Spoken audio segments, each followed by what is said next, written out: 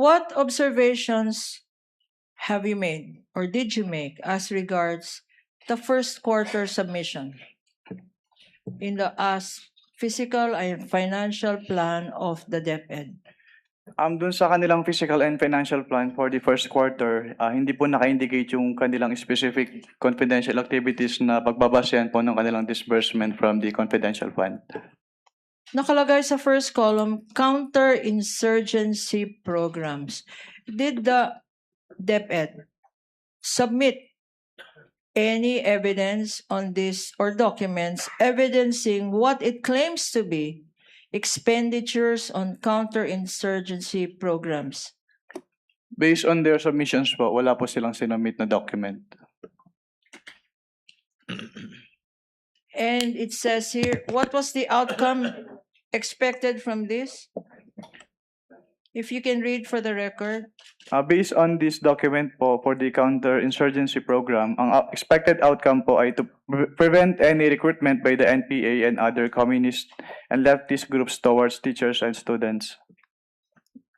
And, Mr. Witness, with this submission, did the DepEd, Department of Education, submit any list of NPAs, communist, or leftist groups? Based on their submissions po, wala naman po silang sinumit. And the next column, a target to eliminate or reduce recruitment of teachers and learners by communist or leftist groups. Any observation on this? Since hindi po naka-enumerate yung kanilang specific confidential activities, hindi po naka-match yung kanilang physical target on the specific confidential activities na paggagamitan nila ng kanilang fund from confidential. There was no list of teachers, no list of learners, nor list of communist or leftist groups appended to any of the documents submitted by the DepEd, Mr. Witness. Wala po. For emphasis, please read the amount here.